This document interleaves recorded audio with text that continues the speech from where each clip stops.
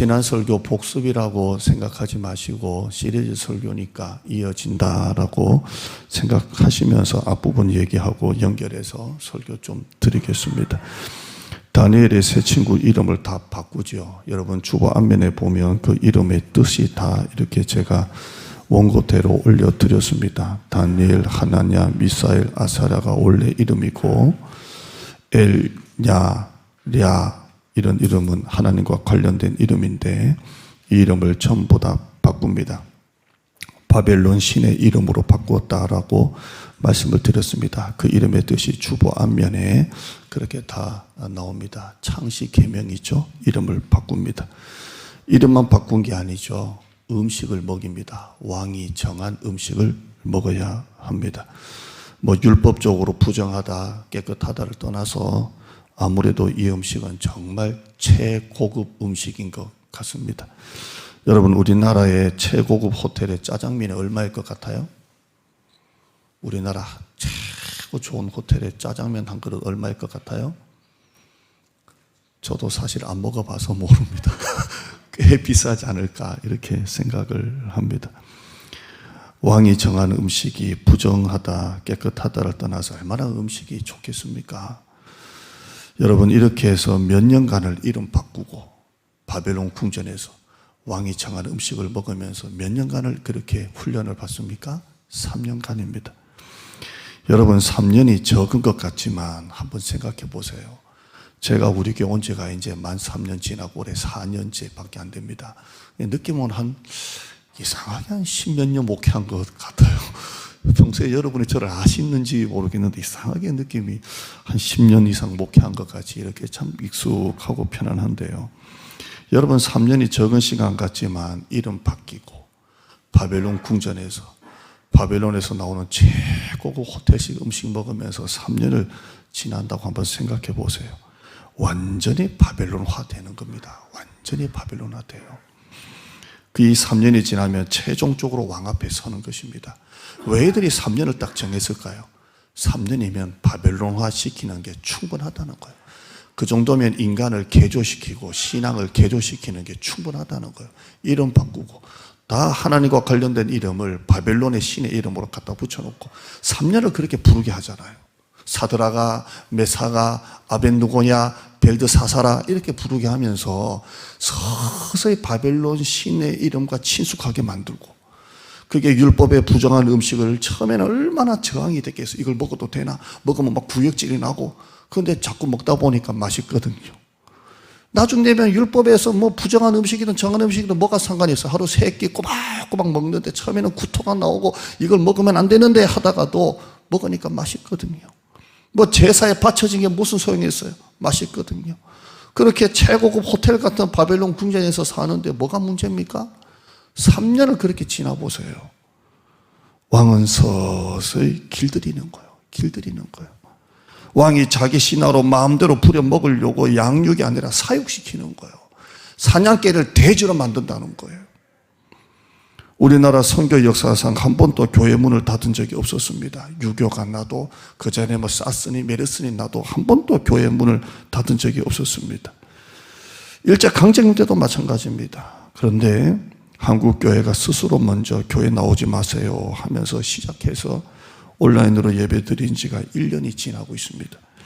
여러분, 불과 1년 전만 해도 지금 상상이 됩니까? 주일날 교회 안 나가는 게 상상이 됩니까? 그래도 주일날은 아무리 내가 좀 믿음이 좀 얼렁뚱땅한 믿음이라도 주일날은 교회 나가는 게 그래도 좀 이렇게 그랬어요. 주일날 교회 안 나가는 거 누가 상상했습니까? 특별히 중직자들 새벽기도 빠지고 주중 예배, 수예배 빠지고 하면 얼마나 마음이 부담이 많았습니까? 사실 이래도 되나? 1년이 지나서 이제는 어떻습니까? 여러분, 초기에 온라인 예배 처음 시작할 때 교회에서는 오지 마라 그러지, 교회는 가고 싶지. 그래서 텔레비 앞에서 스마트폰 앞에서 노트북을 열어놓고 정말 교회 가는 옷같이 옷을 다 끼고 가족들이 예배 드렸잖아요. 이제 누가 그렇게 드립니까? 집에 침대에 누워가지고. 잘 모르겠습니다만 처음에는 교회 못 간다고 이렇게 성전을 그리워하면서 예배 드리면서 그렇게 성도들이 많이 울었다고 하는데 지금은 어떻습니까? 예배뿐만 아니라 목장 모임도 지금 쉬고 있습니다. 죄송한 말이지만 나중에 제가 말씀드리지만 지금 한국의 상황과 성도들의 신앙과 코로나와 정부 방역이 딱 물려 있으니까 제가 적용하는 것이 본질은 아닙니다만은 여러분 근처 식당은 다 영업합니다. 커피숍도 하고요. 여러분 예배 드리고 식당에서 밥 먹고 커피 한잔하고 할 수도 있어요. 근데 교회에서는 밥 못 먹게 합니다. 이렇게 되면서 목장 모임도 못하고 점심 식사도 못하고 주일 오후 예배도 못하고 한 지가 1년이 지났습니다. 1년이 지나면서 이제는 목장 모임 안 하는 것도 처음에는 막 그리워하고 보고 싶은데 익숙해지잖아요. 이제 교제하는 것도 식사하는 것도 익숙해지지 않습니까? 여러분 온라인으로 예배 드리면서 여러분의 기도 생활은 어떻습니까? 그래도 여러분이 기도의 맛을 아시는 분은 교회에 나와서 기도해야 기도하는 것 같지 않나요? 저도 목회자예요. 실시간 스트리밍을 하면서 여러분에게 30분 음악을 틀어줘요. 설교 끝나고 가정에서라도 기도하시라고. 근데 교회에서는 7시까지 기도 음악을 틀어놓고 기도합니다. 우리 새벽 기도 아무도 안 놉니다. 그냥 교역자하고 저하고 사모 하나 하고 하나만 한 분 하고 지금 큰일 난다. 그리고 외부 노 권사님 오매불망 우리에게 새벽 기도 문 열기를 바라는 노 권사님 한 분. 그러니까 노 권사님 빼면 우리밖에 없어요. 이렇게 새벽 기도를 합니다. 처음에 이번 한 주간 참 익숙해지지 않더라고. 야, 이거 어렵다. 힘들. 차라리 아무도 없다고 생각하면 그냥 했는데, 고사님 한 분이 나를 보고 있잖아요. 그러니까 인상의 의식이 돼. 자꾸 눈을 마주치게 되고, 그분도 너무 부담스러워 하는 것 같아. 이분이 새벽에 저분에게 저게 먹히나, 무슨 얘기라도 알라나. 그냥 한 자리 있고 끝나면 되는 새벽 기도를 우리 성도들 들으니까 그래도 한 2장 분량으로 이렇게 준비를 하는데 저분이 새벽에 듣고는 있나. 이상하게 의식이 되는 거예요. 안 볼 수도 없고, 볼 수도 없고. 여러분, 온라인으로 예배 드리면서 여러분의 기도 생활은 어떻습니까? 제가 실시간 스트리밍을 하면서 저도 목양실에서 기도하고 어디서든 기도하지만 그래도 교회 나와서 권사님은 끝나고 바로 가서 그 노권사님은 7시까지 앉아있는데 그래도 기도는 이 맛이지.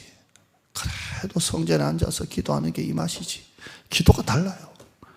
온라인으로 예배드리면서 여러분의 기도 생활은 어떻습니까? 목장 모임은 어떻습니까? 여러분의 지체들을 그만큼 그리워합니까? 이야, 보고 싶다. 우리 옛날에 밥 먹을 때 좋았는데 불과 1년 만에 다 적응해봤어요. 1년 만에. 독일은 우리가 헌법이나 법에 대해서 연구하고 참조할 때 미국만큼 독일의 법을 참조한다고 합니다. 미국이나 독일도 역시 코로나가 있습니다. 그런데도 미국이나 독일은 코로나로 인해서 다른 것은 셧다운 시켜도 교회는 열어놨습니다. 종교의 자유라고. 그러나 우리는 다른 것은 다 열어놓고 교회만 셧다운 시켜놓고 있습니다. 얼마 전에 정부가 앞으로 코로나가 어떻게 될지 모르겠지만 이제 정부는 통제가 아니라 자율에 맡기겠다까지 발표를 했습니다. 그리고 지금 우리가 발표 나갔지 않습니까? 교회에서 마스크 쓰고 예배 드리는 한에서는 확진자가 없다고 발표를 했습니다. 이게 이제 나중에 헌법재판에 어떻게 적용될지 모르겠지만 분명히 정부가 발표했습니다. 마스크 딱 쓰고 예배 드리는 교회에서는 확진자가 없다고 분명히 발표를 했습니다. 그래도 지금 교회를 10,000명 모여도 몇 모여도 개척교회는 10명 미만입니다. 목사님들은 얼마나 지금 고통 가운데 예배 드리는 줄 아십니까? 영세업자들 그 상인들 보호하려고 죄송하지만 200만 원, 300만 원, 500만 원 준다면서요. 개척교회는 1년 내내 예배 못 드리고 있습니다. 1층에는 카페, 2층에는 태권도장, 3층에는 식당이 있어도 자기만 예배 못 드리고 있는데 거기는 200~300만 원 받는데 개척교회 목사님은 10만 원도 못 받아요. 그러니까 다 보증금 까먹고 문 닫을 판입니다. 올해까지는 정부가 교회 셧다운 시킨 것을 계속 유지할 것 같습니다. 그럼 2년입니다. 2년. 1년만 지나도 이렇게 되는데 2년간을 이렇게 되면 어떻게 될 것 같습니까? 저도 처음에는 지난주 말씀드렸지만 주일날 점심 안 먹고 주일 오후에 안 드리니까 미칠 것 같더라고요. 정말 미칠 것 같더라고요.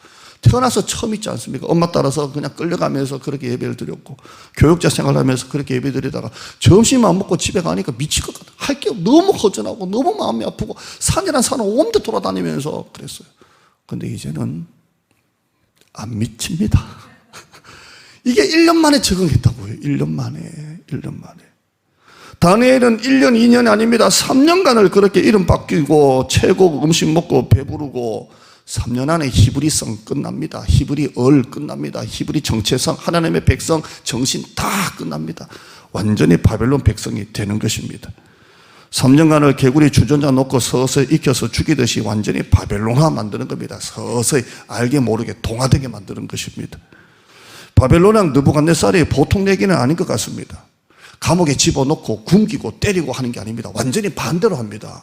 푹신한 침대에 자게 하고 아주 최고급 음식을 먹이면서 최고급 대우를 하면서 그렇게 키웁니다. 이 사단이 하는 전략입니다.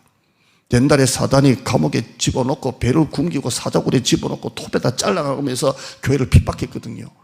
안 되는 거예요.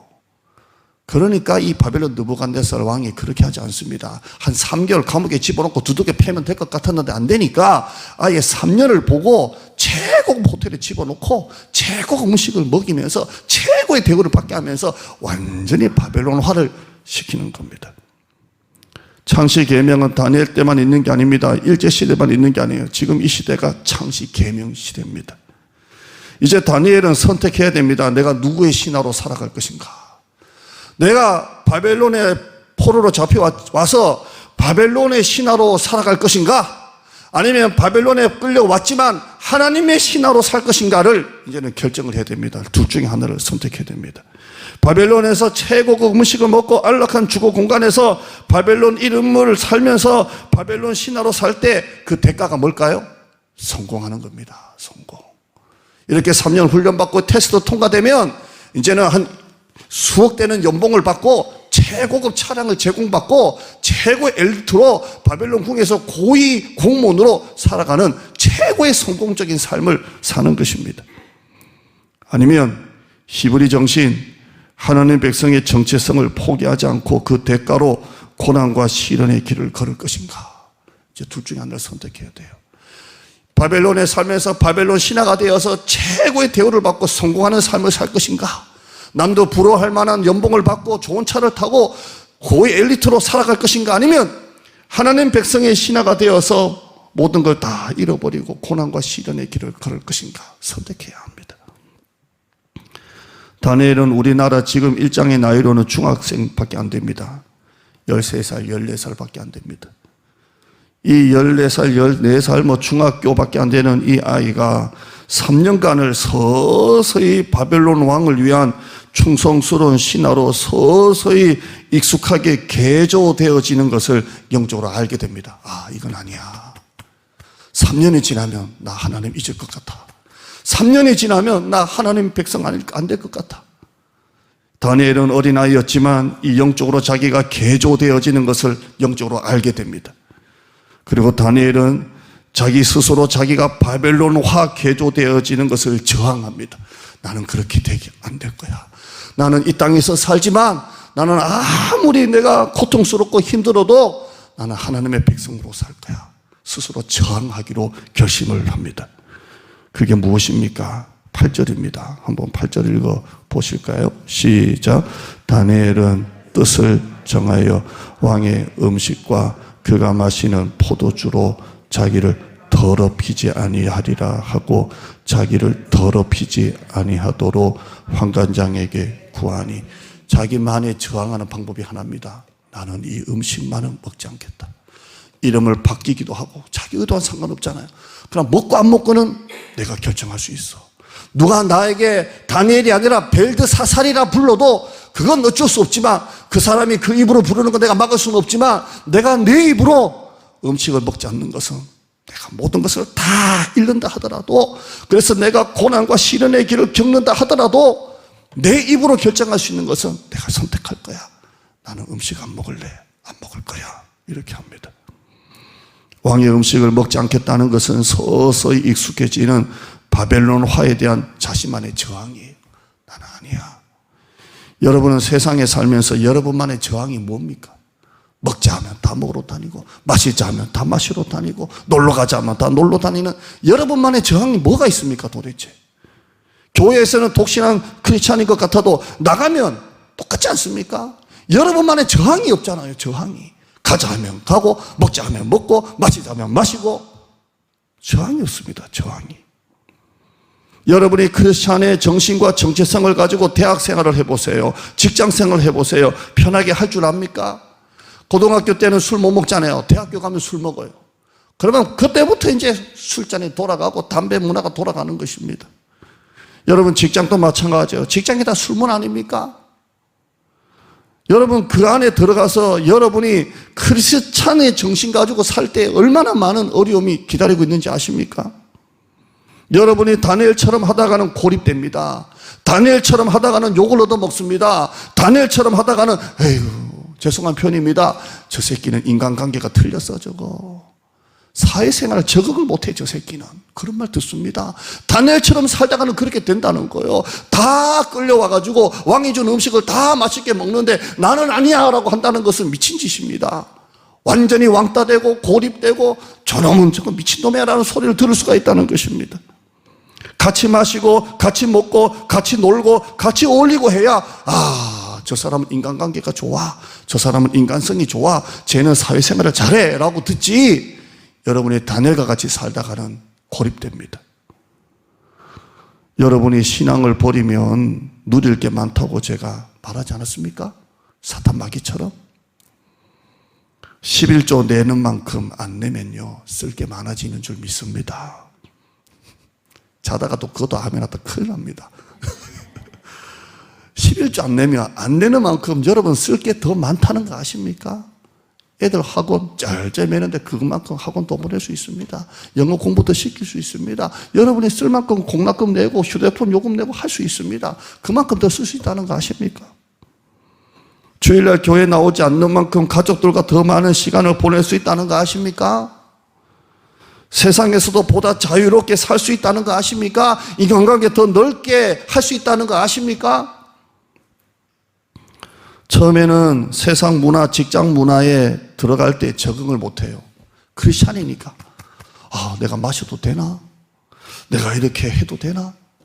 세상 문화, 직장 문화는 물질 문화입니다. 향락 문화입니다. 적응이 안 돼요. 이래도 되나? 그렇습니다. 그리고 크리스찬 정신을 가지고 저항을 하면서 1년, 2년을 지나는데 서서히 1년, 2년 지나니까 직장에서의 승진, 직장에서의 인정, 직장에서의 성공, 직장에서의 인기, 이 바벨론 문화에 서서히 적응하는 거예요. 서서히 적응하는 겁니다. 처음에는 하나님 앞에서 아픈 마음도 있었고 고민도 있었고 저항도 있었는데 하나 둘씩 사라지고 직장 문화에 인간관계에 적응하는 것, 완전하게 적응해지는 것입니다. 이제는 그리스도인이 아니라 직장인이 되어가는 것입니다. 따라하실까요? 그리스도인이 아니라 직장인으로. 반대 아닙니까? 여러분이 직장인이지만 무슨 사람으로 살아가야 돼요? 그리스도인으로 살아가야 돼요. 여러분이 어디 있든지 간에 그리스도인으로 살아가야 되는데 처음에는 그리스도인으로 살다가 서서히 적응하는 거예요. 처음에는 아픔도 있었고 괴로움도 있었고 이래도 되나 그랬는데 이제는 서서히 그리스도인에서 직장인, 완벽한 직장인으로 승진, 성공, 인정, 인기로 완전히 이제 서서히 개조화되는 것입니다.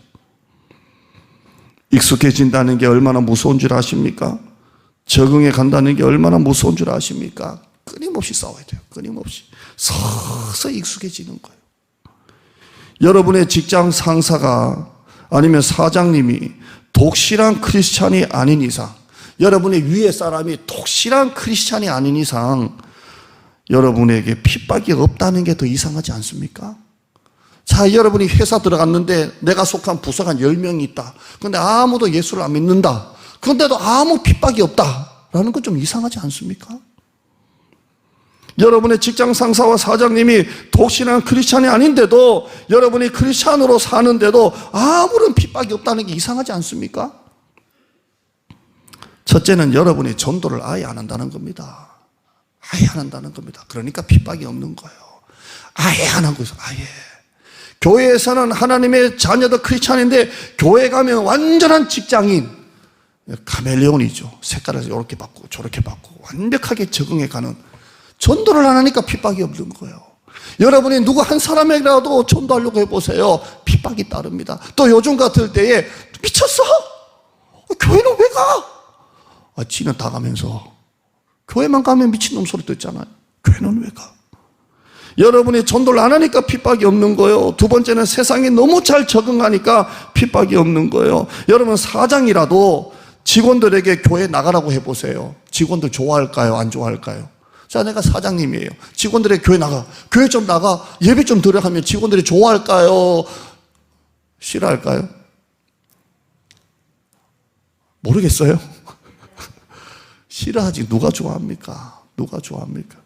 제가 용산에 있을 때, 부모사에 있을 때 우리 한 장로님이 공장이 몇 군데가 있었습니다. 군대 군용품이죠. 군용품, 군복, 군에 관한 용품은 이분이 다 이제 공장에서 해서 군 납품하는 거예요. 군 납품. 그러니까 군 납품이 좋은 게 뭐냐면 그분 말씀이에요. 장로님이 절대 이 수금하는데 이상이 없다는 거예요. 딱 나오니까 군 납품을 해요. 그래서 공장마다 부모사들이 하나씩 이렇게 로테이션 해가지고 한 달에 한 번씩 설교를 해요. 그러면 어느 공장에 딱 가면 이제 그 여자분들이 재봉틀에 쫙 이렇게 앉아 있습니다. 우리 교회 한 본당 한 1.5배 되는 크기의 재봉틀이 따락따락 이렇게 있어요. 거기서 이제 예배를 인도하는 거예요. 그리고 이제 시작하는 한 달에 첫 주를 월요일을 그렇게 이제 인도를 해요. 그러면 재봉틀 앉아 계신 분들이 재봉틀 앉아가지고 한 달에 한 번씩 예배를 드려 너무 감사해 하시는 분이 있을까요? 아무도 안 들어요. 정말 광야 외치는 소리같이 설교합니다. 여러분 이렇게 하다가 그냥 와요. 아무도 안 좋아해요. 아무도. 사장이라도 교회 나가라면 안 좋아해요. 여러분의 자식이라도 교회 안 나가고 있잖아요. 교회 나가라 그러면 여러분의 자식이 좋아할 것 같아요? 그래서 부모가 자식한테도 말 안 하는 거예요. 여러분은 책임을 지금 회피하고 있는 거예요. 회피하고 있어요. 여러분이 사회생활을 하면서 직장인으로서 직장생활을 하면서 내가 정말 크리스찬 정신으로 살아가는데도 핍박이 없다는 것은 전도를 그만큼 안 하고 있다는 겁니다. 여러분 크리스찬으로 살기에 있어서 고난과 시련을 두려워하지 마십시오. 두려워하지 마세요. 저는 물론 세상에 나가서 일하지는 않습니다. 늘 교회 안에서 이렇게 교회 보호를 받고 있습니다. 그러나 여러분은 세상에 나가잖아요. 여러분이 크리스찬으로 세상에서 살면서 고난과 시련을 두려워하지 마시기를 축원합니다. 도리어 여러분이 나에게는 왜 고난이 없지? 왜 나에게는 핍박이 없지? 이걸 두려워하셔야 돼요. 그렇다면 여러분은 전도를 안 하고 있다는 것이고 크리스찬답게 살고 있지 않으니까 핍박이 없는 거잖아요. 그걸 정말 두려워하셔야 돼요. 왜 나는 이렇게 아무 핍박이 없을까 두려워하셔야 돼요. 크리스찬으로 살면서도 고난과 시련을 두려워하고 있는 나 자신을 두려워해야 돼요. 그게 겁나서 전도 하나도 못하고 그게 겁나서 여러분이 우물쭈물하는 나 자신을 여러분이 두려워하셔야 돼요. 다니엘은 자기에게 닥칠 고난과 시련을 알았습니다. 그러나 하나님 백성의 길, 크리스찬의 길, 하나님의 자녀의 길이 더 중요하기에 하나님의 말씀을 믿고 끝까지 고하는 거예요. 끝까지 고하는 거예요. 끝까지. 다시 8절 한번 보실까요? 8절 보시면 왕이 주는 음식은 내가 포도주로 먹지 않겠다 하면서 그때 나오는 말이 왕의 음식과 그가 마시는 포도주로 자기를 더럽히지 아니하리라 하고 자기를 더럽히지 아니하도록 이렇게 돼 있어요. 여러분 음식을 안 먹는 게 중요한 게 아니라 거룩이 중요한 거예요. 거룩. 다니엘이 왜 음식을 안 먹습니까? 남들 그 얼마나 맛있게 먹어요. 옆에서 스테이크 먹고 옆에서 그냥 등심 안심 너무 세속화가 되는 것 같아서 아무튼 막 킹크랩 먹는데 나는 풀을 뜯어 먹고 있으면 그게 얼마나 먹고 싶겠어요. 사실 애인데 중학생밖에 안 되는데 나도 킹크랩 먹고 싶어. 나도 고기 먹고 싶은데 자기는 풀 뜯어 먹고 있잖아요. 얼마나 먹고 싶겠어요. 다니엘은 음식을 먹고 안 먹고가 중요한 게 아니라 거룩이었어요. 나는 이걸 통해서 나의 영혼을 더럽히지 않을 거야. 내 믿음을 더럽히지 않을 거야 라고 했습니다.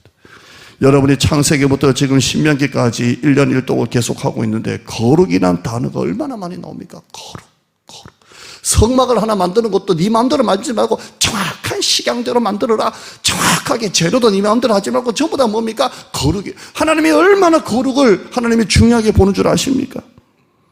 다니엘은 자신의 정체성이 뭔지 알았습니다. 거룩이었습니다. 내가 거룩이 깨지면 나는 바벨론화 되는 거다. 내가 거룩하지 못하면 바벨론인이 되는 거다. 이것만큼은 지켜야 되겠다. 나를 더럽히지 않겠다. 이번에 선교사님 우리 교회 한번 설교하셨는데 우리나라 들어올 때 자가격리 2주 하셨답니다. 2주. 사모님과 같이 2주 하셨는데 어디서 2주 했냐면 이게 이제 랜덤입니다. 여기 가기도 하고 저기 가고. 이분은 하나님께서 은혜를 주셔가지고 정말 좋은 호텔에서 뷰가 너무 좋은, 정말 좋은 호텔에서 그렇게 2주간 계셨답니다. 그리고 호텔에서 아침 나오고 띵동하면 문 열면은 탁 아침 나오고 점심 나오고 저녁 나오는데 이것뿐만 아니고 하루에 간식이 또 2번 나온답니다. 정말 좋았답니다. 정말 푹신하게 뷰 보면서 사모님과 얼마나 인도네시아에서 고생했습니까? 중국에서 추방당해 위로 주셨는데 하는 말들이 외국에 있는 분들이 코로나가 의심되면 전부 다 한국 가라. 우리나라가 워낙 돈이 넘쳐가지고 모든 풀 옵션 다 해가지고 그냥 공짜로 다 해주지 않습니까? 그러니까 의심되면 한국 가라는 말이 있다고 합니다. 최고급 호텔에서 최고 호텔 먹으면서 2주간 있었는데요. 만약에 이분을 3년간 있었다고 생각해 보세요. 그럼 제가 아무래도 이 유황수 선교사님은 한 180kg가 되지 않았을까? 저는 돼지 되는 겁니다. 돼지. 이스라엘 백성들 광야는 아무것도 없었습니다. 그러나 가나안 땅에 들어가면 젖과 꿀이 흐르는 거예요. 여러분이 성지순례를 한번 나중에 가보실 때 되면 이걸 알 겁니다. 40년 광야 생활을 했던 곳을 한번 먼저 보시고 거기는 와 웬만한 산은 나무도 없고 그냥 돌이고 물도 없고 그냥 완전 돌산 같은 거예요. 그런데 이스라엘 딱 들어가면 풀이 있고 나무가 있고 물이 있고 막 그래요.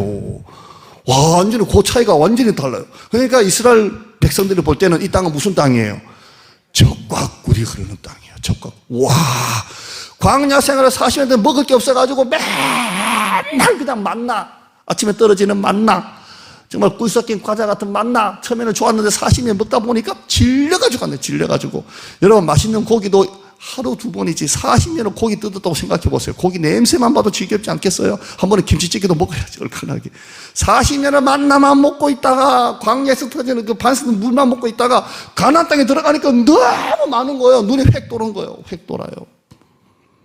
여러분 신명기 보시면 알겠지만 신명기에서 말씀 보시면 사방에 우상이 있다고 그랬어요. 사방에 우상이 있는 거 조심하라고 했어요. 사방에. 광야 40년 배고프게 살다가 가나안 땅 보니까 신세계입니다. 홀딱 넘어가는 겁니다. 그런 세상에 1년, 2년, 3년, 4년, 5년 살아보세요. 40년을 굶어 죽다가 배고프다가 가나안 땅에 들어가서 1년, 2년, 3년, 4년 살아보면 처음에 들어갈 때는 하나님의 백성이야. 모세가 죽기 전에 말씀하셨어. 모압 평지에서 모세가 너희가 가나안 땅에 들어가거든. 그렇게 말씀하셨어. 들어야지. 들어갔는데 해보니까 1년, 2년 지나니까 그게 무슨 소용이냐는 거예요. 거울에게 밥 먹여주냐? 순적에 밥 먹여주냐? 먹고 살아야지. 그러면서 완전히 가난화 되는 거예요. 가난화. 다니엘이 지금 싸움이 바로 그 싸움입니다. 왕이 주는 음식 잘 먹고 왕의 말 잘 들어서 여기에서 출세하느냐? 아니면 음식 하나 거절해서 모든 것을 다 잃느냐? 선택해야 돼요. 결국에는 다니엘과 세 친구들은 풀무불에 들어가기도 하고 사자굴에 들어가기도 했잖아요. 선택해야 돼요. 자기를 더럽히지 아니하리라는 이 결정은 결코 쉬운 게 아닙니다. 좀 더 얻고 좀 더 잃고가 아니라 모든 것을 얻느냐 모든 것을 잃느냐입니다. 내가 1,000만 원인데 한 10만 원 잃는 수준이 아니라 모든 것을 잃느냐 모든 것을 얻느냐가 음식 하나에 달려있는 거예요. 음식 하나에. 그동안 쌓았던 모든 것을 다 잃을 수 있습니다. 여러분은 어떻게 할 것 같아요? 한번 적응합시다. 이게 자 큐티라고 생각하고 음식 하나에 모든 것을 다 얻어서 출세하느냐? 그래서 안정된 직업 그리고 높은 연봉 그리고 사랑하는 가족들과 정말 안정된 삶을 사느냐? 아니면 모든 것을 다 잃고 감옥에 가느냐? 여러분 무엇을 선택할 것 같아요? 음식 하나인데 눈 보니까 다 음식 다 먹을 것 같아요. 보니까 다 먹을 것 같아요. 느낌이. 다니엘은 뜻을 딱 정합니다. 나 안 먹을래. 나를 더럽히지 않을래. 나는 고난과 시련이 아무리 어떤지는 내가 겪어보진 않았지만 그러나 두려워하지 않을래. 이렇게 합니다. 오늘 설교 제목입니다. 한번 따라 하실까요? 첫 단추를 잘 끼워야 한다. 오늘 제목입니다. 첫 단추. 여러분 첫 단추 잘못 끼우면 밑에 있는 단추들 다 다시 풀어야 됩니다. 첫 번의 첫 단추가 뒤에 있는 단추 전체를 결정짓는 겁니다. 첫 단추입니다. 첫 단추. 다니엘의 첫 단추가 뭡니까? 나는 안 먹을래. 뜻을 정합니다. 나는 더럽히지 않을 거야. 첫 단추입니다. 내 비록 처지가 나라를 잃고 이방 땅에 포로로 잡혀서 바벨론에 살지만 나는 더 이상 나를 더럽히지 않을 거야. 누가 내 이름을 벨드사살이라 부르는 것은 어쩔 수 없어도 나의 입으로 음식은 안 먹을 거야. 내가 감옥에 가도 내가 혹시 죽는다 하더라도 나는 그렇게 하지 않을 거야. 그게 첫 단추입니다. 이 첫 단추 하나가 앞으로의 다니엘과 친구들을 결정 지어버렸어요. 이 첫 단추 하나가. 이 작은 단추 하나가, 이 작은 자기 부인 하나가, 이 작은 믿음 하나가 나중에 있을 모든 것을 결정 짓는 것입니다. 하나님이 다니엘과 세 친구 왜 복을 주십니까? 첫 단추 잘 끼워서 그렇습니다. 첫 단추. 남들은 다 좋은 음식 먹고 싶어하고 남들은 다 성공하고 싶어 하는데 다니엘과 세 친구는 우리는 죽어도 안 먹어. 우리는 죽어도 하나님 앞에 백성으로 살 거야. 이 땅에서 아무리 최고 호텔에서 살아도 우리는 하나님의 말씀대로 살 거야. 그 첫 단추를 보시고 하나님의 복을 주신 거예요. 이 작은 첫 단추 하나가 나중에 훨씬 더 악하고 훨씬 더 교묘하고 훨씬 더 악랄한 바벨론 화에서 이겨낼 수 있었던 것입니다. 나중에 다니엘과 세 친구 사드락 메삭 아벤누고야 하면서 바벨론 느부갓네살이 뭐라고 그럽니까? 너희가 지금이라도 절해라. 그러면은 그 불 속에서 건져줄게. 지금이라도 해. 니들 너무 아까워. 나와. 왜 불 속에 들어가려고 해? 나와. 그러면 내가 건져내 줄게. 얼마나 악하게 미혹하는 줄 아십니까? 다니엘은 30일만 기도 안 하면 돼요. 한 달도 안 해요. 조금만 참아. 괜찮아 그랬어요. 그러나 그들은 첫 단추를 분명하게 이었어요. 우리는 더럽히지 않을 거야. 지금 또 언론의 부정적인 보도 앞에서도 현장 예배를 위해서 기도하고 현장 예배를 고소하는 목사님들이 계십니다. 그분들이 예배 자유를 위한 연합회 예자연이라 그러더라고요. 기자회견을 하는데 어떤 기자가 여러분은 뉴스나 유튜브에 이걸 보도하는 것도 없었지만 그 유튜브를 보면 어떤 유튜브도 어떤 채널 기자도 긍정적으로 하는 사람 하나도 없습니다. 하나도. 그러니까 교회의 입장이 뭐냐면 교회 방역에 대해서 말하는 게 아니라 왜 다른 것은 다 자율로 허용하는데 교회만 셧다운 시키냐에 대한 저항 아닙니까? 이게 작은 저항이잖아요. 그런데 어떤 언론도 이렇게 말하지 않습니다. 근데 대신에 기자가 이렇게 말하더라고요. 조금만 참으면 되지. 온라인으로 해도 되지. 왜 그렇게 예배를 드리십니까? 이렇게 합니다. 조금만 참으면 되지. 또 온라인으로 해도 되지. 왜 그렇게 하십니까? 합니다. 목사님이 이렇게 답하시더라고요. 그게 1년입니다. 시골에는 온라인도 없고 노인들만 있는데 온라인이 뭔지도 모르고 시골 교회는 그런 시스템도 없는데 그러면 그런 교회는 예배 안 드린 지가 1년입니다. 지금 예배 안 드린 지가 1년입니다. 이분이 그 말씀해요. 수요 예배를 자기가 유튜브 들어가서 완만한 한국에 다 한번 열어봤대요. 그랬더니 수만 명 모이는 교회에 수천 명 모이는 교회도 몇백 명도 안 됩니다. 몇십 명도 예배 안 드리고 있더랍니다. 한국에 1년이 지나면서 다 그렇게 된 겁니다. 동부구치소 확진자 1000명 나왔지만 전국에 있는 모든 공공기관 문 닫았습니까? 백화점, 식당, 카페 확진자 나왔다고 전국에 있는 모든 백화점 10%만 받았습니까? 아니잖아요. 대형 쇼핑몰은 QR코드도 없고 손으로 기록하는 것도 없이 다 그냥 물건 사러 다니지 않습니까? 제가 이걸 기사를 보면서 이게 생각나더라고요. 이 목사님들이 어려운 길 가신다. 세례 요한이 광야에서 회개하라 그랬다가 목이 베어서 쟁반에 올라갔는데 참 어려운 길 가신다. 제가 현장 예배를 저는 그리워하고 고수하는 입장이지만 저보고 그 모임 들어오라 그러면 나는 안 될 것 같아요. 나는 안 될 것 같아요. 왜냐하면 제가 어떻게 되는 게 문제가 아니라 교회가 블랙리스트 올라가지 않습니까?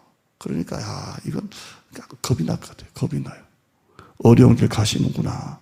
설교할 때 이 부분 이야기하는 것도 사실 부담스러운데 참 어려운 길 가시구나.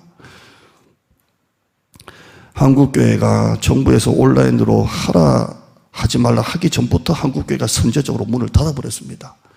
이게 첫 단추였습니다. 첫 단추. 이분이 공식적으로 기자회견하는데 그 말을 하더라고요. 처음에 정부가 지금과 같은 교회 이렇게 숫자 제한을 놓고 해야 되나 말아야 되나 고민을 했답니다. 이분 기자회견 나온 얘기예요. 그냥 저는 그대로 인용하는 겁니다. 그런데 정부가 교회를 이렇게 해야 되나 말아야 되나 고민하고 있을 때 스스로 교회가 문을 닫아버리니까 먼저 정부에서 놀랐다는 거예요. 야, 교회가 스스로 문 닫네 하면서 지금 여기까지 온 겁니다. 그 첫 단추입니다. 여러분, 기자의 질문처럼 온라인으로 해도 되지 왜 그걸 못 참나? 3년 동안 바벨론 음식 먹으면 되지 왜 그걸 못 참나? 한 달만 기도 안 하면 되지 왜 그걸 못 참나? 1년, 2년만 교회 문 닫으면 되지 왜 그걸 못 참나? 하지만 못 참습니다. 여러분, 1년, 2년 동안 교회 나오지 말고 제가 만약에 이제 그쪽 입장이라 생각하고 여러분 교회 오지 마세요. 이번 주일 오지 마세요. 계속 문자를 보낸다고 생각해. 여러분 교회 이제 못 나온다고 생각해 보세요. 그래서 1년이 지났다고 생각해 보세요. 여러분 참을 것 같아요? 나 교회 나오고 싶어. 그런데 많은 교회가 나오고 싶은 성도들도 나오지 말라고 스스로 하지 않습니까? 저는 그러지 않아요. 제 양심적으로 현장 예배 나오는 분들도 나오지 뭐라 못하겠고 온라인 예배 들으신 분들도 교회 나오라 하지 못하겠고 그냥 자율로 하는 거예요. 자율로. 얼마든지 정부가 교회를 향해서 자율적으로 방역 조치 철저하게 하게끔 하면 되는데 굳이 10명이라 20명이라 10%라 할 게 뭐가 있습니까? 교회가 스스로 방역을 하는데 쇼핑도 온라인으로 못 사는 게 없지만 왜 대형마트 갑니까? 음식도 온라인으로 못 시켜 먹는 게 없는데 왜 식당 갑니까? 커피도 집에서 내려 먹으면 되지 왜 갑니까? 다르지 않습니까? 다니엘이 그걸 안 겁니다. 제가 학부 때 간증입니다. 어느 부대에 새로운 사단장이 취임했다고 합니다. 이거 실제 간증이 하시는 걸 제가 들었어요. 그 축하회를 벌이는데 그 밑에 지휘관들 있지 않습니까? 지휘관들이 쫙 사단장이 쫙 앉아있고 쫙 옛날에 승무나 사단장이 술잔 하나 돌리면 그 술잔이 탁탁탁탁탁 돌지 않습니까? 술잔 모르시죠? 저도 잘 몰라요. 다다다다다. 사단장이 수고한 앞으로 잘 부탁하네. 돌렸어요. 근데 술잔이 딱딱딱딱딱 돌아가다가 어느 중간에 딱 섰는데 이분이 안 먹겠다는 거예요. 저는 크리스찬입니다. 저는 술을 먹지 않겠습니다. 그랬다는 거예요. 이게 분위기 좋게 막 사단장님 하하하하 하고 딱딱 돌아 딱 멈춘 거예요. 더 이상 돌질 않아요. 사단장이 아이고 오늘만 먹어. 그냥 한 잔인데 먹어. 그랬는데 계속 안 먹는다는 크리스찬입니다. 입에 안 되지 않겠습니다. 그래서 사단장이 그 술잔을 가지고 벽에다가 집어 던졌답니다. 벽 딱 깨지고 막 그랬대요. 그러니까 사단장 취임하는 그 축하연회 그냥 막 분위기 다 깨지고 막 그냥 흩어지고 막 사단장 집에 가고 막 난리가 난 거예요. 그 다음에 이분이 이제 그 다음에 어떻게 될까 보직이 어떻게 뭐 한직으로 할 것인가 막 그랬는데 며칠 뒤에 사단장이 부르더랍니다. 불러가지고 자기 방에 오라 그래서 딱 가서 얼마나 쫄았겠습니까 이분이. 그때 내가 미쳤더라 뭘. 이분이 소파에서 앉아라 그래서 딱 오시더니 내가 며칠 동안 곰곰이 생각해 봤다고. 내가 그때는 술잔을 던졌지만 내가 곰곰이 생각해 보니까 나도 옛날에는 교회 열심히 다녔던 사람이다. 지금은 이렇게 살지만 그런데 자네가 보이지 않는 하나님 앞에 그렇게 충성하는 걸 보니 보이는 상관한테는 얼마나 충성할지 내가 알겠다. 그 말 하더라는 거예요. 여러분 이해하지만 잘 깊이 들으시기를 축원합니다. 보이지 않는 하나님 앞에 그렇게 충성하는데 술잔 한 잔 놓고 보이는 상관한테서는 자네가 얼마나 충성할지 내가 알겠다 하면서 자기 보좌관으로 땡겨가지고 그렇게 했다는 얘기를 들었습니다. 여러분 그 첫 단추가 앞으로의 결정을 더 쉽게 하느냐 어렵게 하느냐 달려 있습니다. 그 첫 단추를 처음에는 힘들어도 단단히 한번 끼워보세요. 나중에는 쉬워요. 쟤 건드리지 마. 쟤는 크리스찬이야. 처음에 힘들어도 나중에 쉬워요. 그런데 처음에 쉬워지려고 첫 단추 잘못 끼우면 나중에는 5만 대 데리고 다니면서 먹어. 너 예수 믿어도 술 먹잖아. 너 예수 믿어도 할 거 다 하잖아. 나중에 힘들어지는 거예요. 그 첫 단추예요. 첫 단추. 마지막 예화 하나 드리고 마칠게요. 오래된 스파이 영화가 하나 있습니다. 제가 직접 본 영화입니다. 유대인을 대상으로 의학 실험을 한 독일 의사가 있습니다. 악한 사람이죠. 그래서 막 이상한 거 먹이고 막 해가지고 막 팔이 돌아가고 막 장애가 생겨. 그걸 뭐 의학 실험을 하는 거 마루타처럼 막 하는 의사가 있습니다. 그러니까 한 10년 정도 지나서 이스라엘이 그 의사를 이제 그 신변을 확보해가지고 유대인은 완전히 그렇게 다 했지 않습니까? 어린아이, 노인들 다 의학 실험했던 사람을 이제 납치를 해가지고 이스라엘로 압송시켜서 재판을 받게 하려는 그런 영화입니다. 그래서 스파이 3명이 이제 10년 정도 지나가지고 그 독일 의사였던 사람을 결국 찾아냅니다. 찾아내가지고 결국에는 이제 자기들이 거하는 그 거처에 이제 이스라엘 압송하기 전에 이제 묶어놓습니다. 묶어놔요. 이해 잘 되시죠? 자, 여러분 영어 안 봐셔도 돼요. 그런데 이 독일 의사가 그 스파이들이 이제 돌아가면서 밥을 먹이거든요. 근데 이 독일 의사가 뭐라고 말하냐면 이렇게 말합니다. 자, 독일 병사 4명이 유대인들 수천 명을 수용소로 끌고 가는 힘이 어디서 나오는지 알아? 이런 얘기를 해요. 자, 유대인 수천 명을 수용소에 집어넣을 때 독일 병사 4명이면 된다는 거예요. 독일 병사 4명이 유대인들, 잡혀온 유대인들을 수용소로 끌고 간다는 걸 집어쳐넣는다. 그 힘이 뭔 줄 알아? 공포로 길들인다는 거, 공포로. 그러면 4명만 가지고도 수천 명을 그냥 끌고 수용소에 들어가라, 들어가고 나오면 나오고 먹으라 먹어 할 수 있다는 거예요. 길들이는 거예요. 길들이는 거. 여러분, 제가 온라인이니 또 정부 방침이니 얘기했지만 지금은 이제 적용할 게 그런 부분이라 적용했지만 본질을 얘기합니다. 여러분, 첫 단주 잘 끼우세요. 아무리 믿음 생활 하기가 어려운 시기라고 해도 여러분 첫 단주 잘 끼우셔야 합니다. 이제 2월입니다. 2월입니다. 그러나 아직 새해입니다. 코로나가 아무리 교회만 셧다운 시켜도 여러분 따라하실까요? 할 건 하자. 따라합시다. 할 거는 하자. 한번 더. 내 도리는 다 하자. 기도하세요. 기도하세요. 새벽에 실시간으로 스트리밍 하잖아요. 사실 녹화 설교보다 좀 힘들더라고요. 몸이 힘든 게 아니라 할머니 한 번 앉아놓고 하기가 참 힘들더라고요. 그런데도 하는 이유가 뭔 줄 아십니까? 여러분이 각 처소에 어디 계시든지 간에 여러분이 교회 나오시려고 하면 너무 멀지 않습니까? 또 옷을 입어야 되고 세수해야 되고 시동을 켜야 되고 지하철 타야 되고 버스 타야 되는데 여러분의 그 수고를 다 여러분이 좀 더 여러분에게 새벽기도 면죄부를 주려는 게 아니라 조금이라도 한 분이라도 더 새벽제단을 함께 하자는 거예요. 그래서 실시간 스트리밍을 합니다. 설교 끝나고 바로 끝나도 되는데 음악을 30분 틀어놓습니다. 왜 그런 줄 아십니까? 여러분의 처소에서 30분이라도 여러분이 기도하시라고 틀어놓는 거예요. 온라인이 다 나쁜 건 아니에요. 온라인 때문에 여러분이 교회에 못 나오셔도 어디든지 간에 여러분이 할 수 있지 않습니까? 한번 따라하실까? 오늘 원래 설교 제목인데 다음 주 넘길게요. 따라하실까요? 안 된다 생각하면 핑계만 보이고, 한 번 더요. 안 된다 생각하면 핑계만 보이고, 된다 생각하면 길이 보인다. 여러분이 된다 생각하면 길이 있는 거예요. 그 모든 설교 유튜브 다 남아있잖아요. 새벽기도 여러분 다 할 수 있어요. 이제는 여러분이 모든 예배 다 할 수 있다고요. 30일 주만기도 다 할 수 있어요. 핑계 그만 돼요. 이제는 여러분 첫 단주 잘 끼우시고 믿음으로 일어서시기를 주님의 이름으로 축원합니다.